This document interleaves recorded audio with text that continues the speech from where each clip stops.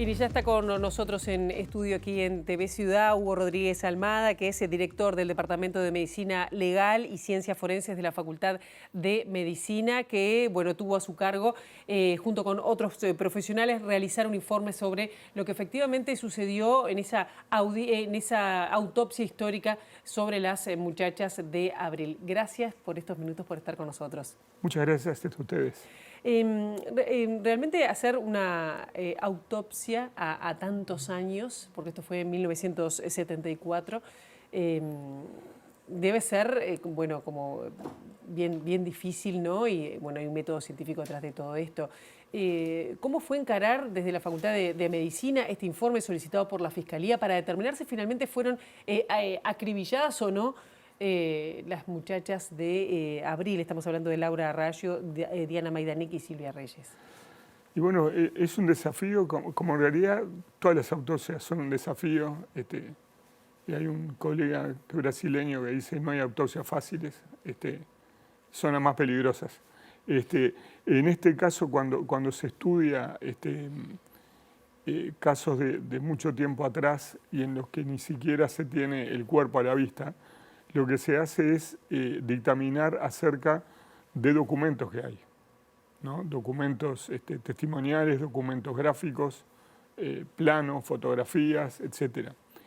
Y esos documentos se les da diferente jerarquía según su naturaleza. Se toma en cuenta todo, pero no todo vale lo mismo, porque, por ejemplo, el recuerdo que puede tener una persona de hechos que vivió hace 30, 40, estos 50 años, seguramente está influenciado por una cantidad de cosas, por las emociones, por información que tuvo luego de ese hecho y que de alguna manera va construyendo ese recuerdo, ¿no? Que no significa que los testimonios no sirven, pero tienen otra jerarquía que, por ejemplo, un documento, como tuvimos en ese caso que tú mencionas, el plano de la casa. Y el plano de la casa y las fotografías de los cadáveres. Y las descripciones de las lesiones que había hecho el forense militar en la época. Esos tres elementos son muy importantes y tienen una jerarquía muy especial, ¿no? Entonces, a partir de eso, nosotros pudimos determinar con ciertos límites, no el 100% de lo que nos pedían, como pasa en todos los casos, que los fiscales quieren que digamos a qué hora murió, y eso que no sabemos. Podemos decir un rango y todavía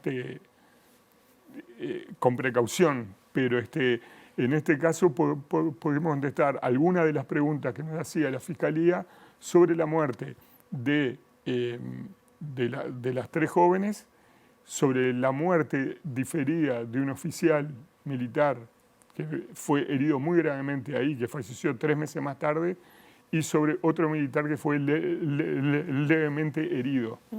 Con esos elementos nosotros pudimos dictaminar una cantidad de aspectos, reitero, no todos los que nos preguntaba la Fiscalía. Claro, ¿y qué cuestiones por lo menos resultaron? Hubo hallazgos importantes, ¿no? Porque de alguna manera el informe que ustedes dieron va en contra de otros informes previos, ¿no? Que había y que circulaban. Podemos decir que no estalló ninguna granada ni se defendieron, estaban arrinconadas, no me acuerdo cómo fue la palabra exacta del informe, pero estaban unas arriba de otras, era imposible que estuvieran disparando en ese caso, ¿no? Bueno, había, según la versión de los militares que participaron, encontraron en la casa 2 revólveres, calibre 38, o sea, son armas de puño, de uso civil, digamos, que las que habitualmente hay en la sociedad, y una granada sin explotar. O sea que, bueno, aceptando incluso esa versión, que esas armas estaban, que eso es algo que no lo sabemos, pero es una hipótesis, estaban esas 3 armas, la granada, que no pudo haber hecho ninguna lesión porque no explotó, y los revólveres, si bien nunca fueron periciados, que no sabemos si se dispararon o no se... Que no sabemos si estaban y si se dispararon o no se dispararon, pero sí nosotros podemos decir, asumir, bueno, asumamos que estaban y que se dispararon, qué lesiones pueden provocar. Y entonces, bueno, las lesiones que tenían los cuerpos de esas 3 jóvenes y del oficial que fue herido gravemente no fueron hechas con esas armas, que fueron hechas con armas de guerra, con armas de alta velocidad, armas dotadas de alta energía, cuyas lesiones son diferentes totalmente a las de las armas de uso civil, ¿no? Y en cuanto a la posición... ¿Y eso, cuáles son las diferencias de esas lesiones, pero además si no tenían el cuerpo de las personas, ¿no? Exactamente. No lo teníamos, lo que teníamos era la descripción, las historias clínicas hechas por los médicos militares que recibieron al oficial y que mostraban, ellos lo describieron como heridas de ametralladora, de que nosotros decimos no podemos asegurar que de ametralladora, sí seguro de una arma automática o semiautomática con una herida muy sugerente de que hubiera sido una ráfaga, pero sobre todo con una alta energía que, por ejemplo, atravesó todo el cuello, atravesó que 2 vértebras y salió, digamos. Eso no es una herida que haga un calibre 38. Claro, que se tiene que cargar cada vez de, o no. De un no entiendo nada de armas, ¿no? Pero me imagino que... Tiene que dispararse de una vez, digamos, no cargarse, pero claro, sí dispararse cada vez. Pero además no hace ese trayecto que lesionando todos esos órganos.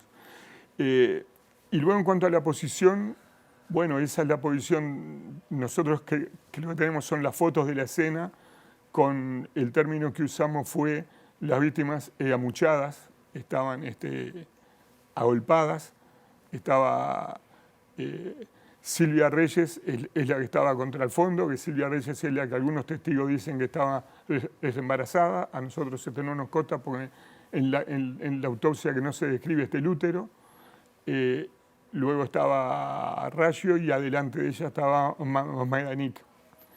Todas las lesiones que describe la autopsia hecha por el forense militar fueron inferidas en una dirección de adelante a atrás y de derecha a izquierda. Nosotros no podemos decir no hubo un enfrentamiento, porque nosotros que no estábamos y no nos alcanza la información para asegurar eso. Sí nos alcanza para decir que la versión que dieron los militares no es compatible con el resto de los hallazgos. Porque el plano de la casa y la puerta donde describen que estaban, desde donde dispararon y donde dicen que se defendieron del ataque de las muchachas, estaba en una puerta que daba sobre la izquierda de las muchachas y los disparos eran de derecha a izquierda y de adelante a atrás. O sea, eran totalmente compatibles con que ellos hubieran entrado a la habitación y ahí hubieran hecho los disparos. Y desde luego la posición de las víctimas en fila, digamos, una delante de otra, de que no sugería posiciones de disparo. Pero eso lo manejamos de una manera sumamente prudente, claro, como tiene que ser en general la actividad forense y en particular cuando uno está analizando hechos de tantos años atrás con información parcial, claro, aunque en este caso toda extraída de los documentos militares. El otro día veíamos cuando se hizo un homenaje a las muchachas de abril en el Parlamento, incluso hubo algún legislador que cuestionaba esta versión, ¿no? O este informe de alguna manera. Sí, bueno, está bien. Todos los que actuamos en las causas judiciales estamos sometidos a la crítica y está muy bien. A mí eso creo que me parece bien, me parece que da garantías y me parece que las partes y las defensas tienen derecho a criticarlo, a cuestionarlo, a llevarnos a esta audiencia y a exigirnos, porque en realidad nosotros lo que damos no es una opinión como ciudadanos, damos una opinión técnica y puede haber otra opinión técnica que demuestre que no se equivocó, que nos equivocamos. Pero bueno, yo tengo la tranquilidad que... no, por supuesto, una tranquilidad de conciencia, que trabajamos mucho para llegar a esas conclusiones, que no nos extralimitamos, pero además particularmente tengo la tranquilidad que lo hice con dos de las forenses jóvenes más destacadas que hay en el Uruguay en este momento, son la doctora Frances Borges y Natalia Bazán. Ya tenemos que ir cerrando, pero no le quiero preguntar qué pasa con... con el capitán que finalmente Gutiérrez, que finalmente murió, también en principio por armas militares de guerra, como usted decía. Sí. No se puede explicar por de que jóvenes. Seguro que no fueron revólveres 38 y son compatibles con haber sido provocadas por armas de guerra. La versión que los militares dieron en este momento fue que habían dado una orden que nadie entrara, que el capitán Gutiérrez le incumplió y que entró al lugar, a la habitación. Pero de todas maneras, lo que yo decía hace un momento de las direcciones de los disparos, en fin, no era consistente con que hubieran sido hechos desde adentro. Claro. Pero el argumento que nosotros vemos que es más fuerte es que las armas que manifestaron en su momento los militares que encontraron en el lugar no eran hábiles para provocar el tipo de lesiones que tenía el capitán Gutiérrez y desde luego las muchachas. La última, Rodríguez, ustedes trabajaban, son varios los casos que han trabajado con esta autopsia histórica, un método además que ha sido innovador, que ha sido de alguna manera mirado desde el exterior, que ha participado en varias causas, como decía recién, en nuestro país. ¿Esto está permitiendo llegar a la verdad, a cerrar cuestiones de memoria que quedaban como en la nebulosa? Los forenses que tenemos que ser sumamente cuidadosos y no caer en la pedantería. Yo creo que no descubrimos la verdad. Nos aproximamos a la verdad. Restringimos el margen de incertidumbre. En este caso lo pudimos hacer en el sentido que podemos descartar algunas hipótesis. No podemos ser la verdad revelada, y cuando un forense quiere hacer eso, en general lo que hace es un papelón. En este caso lo que sí hicimos, este caso concretamente fue publicado en una de las revistas internacionales más importantes, Forensic Science International in Reports, o sea que tenemos también, digamos, de alguna manera la tranquilidad que fue examinado por pares revisores antes de su publicación y fue reconocida como un trabajo, en fin, significativo. Hugo Rodríguez de Almada, muchísimas gracias por estos minutos. Muchas gracias a ustedes.